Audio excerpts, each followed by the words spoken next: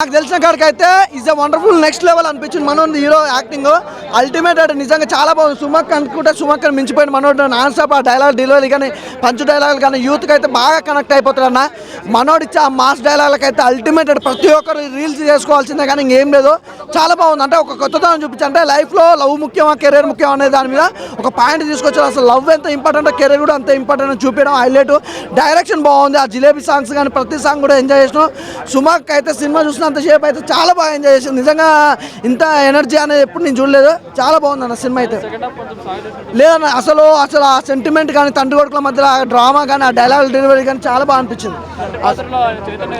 ఆ punch dialogue తన dialogue delivery కానీ తన వాయిస్ అయితే చాలా బాగుందన్న. అసలు అల్టిమేట్ నిజంగా తండ్రి కొడుకుల మధ్యలో ఇలాంటి సన్ అండ్ ఫాదర్ ఉంటారా బయట కూడా అంటే అట్లా అనిపించింది నాకైతే చూస్తున్నంతసేపు. అంతకు మించి ఉందన్న అర్జున్ రెడ్డి అమ్మ మొగుడు ఇంకా క్లియర్ చెప్తున్నా నెక్స్ట్ లెవెల్ హీరో. వెంకటన్న ఇజ్జత్ అని పెడితే ఇంకో లెవెల్ ఉండేమో కానీ చాలా బాగుంది. అంటే ఆ డైలాగ్ మనోడు చెప్తుంటే ఆ ఇజ్జత్ అనే పదాన్ని కూడా విలువ వచ్చింది అనిపించింది. సుమక్క ఏం కొడుకునుగా అన్నావాక వండర్ఫుల్ అక్క. నిజంగా మనోడు అయితే యాక్టింగ్ యాటిట్యూడ్ మనోడు మంచితనం కూడా అంతే బాగుంది. సినిమా వండర్ఫుల్ అన్న. నేనైతే 100కి 100 ఇస్తాను. అదైనా మనోడు యాటిట్యూడ్కి యాక్టింగ్కి బ్లాక్ బస్టర్ సినిమా ఇచ్చడానికి వచ్చాను అనమాట.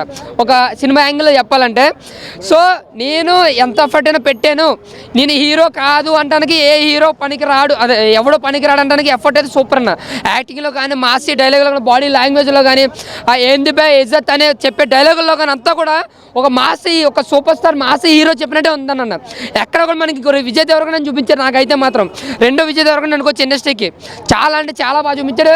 అలాగే యాక్టింగ్లో కూడా డైలాగులో కావచ్చు యాక్టింగ్లో కావచ్చు ఇరగ తీసాడని చెప్పుకోవచ్చు. అంటే ఇంట్రడక్షన్ సినిమా కాబట్టి మన యాక్టింగ్ కోసం ఎక్కువ మాట్లాడుకోవాలి.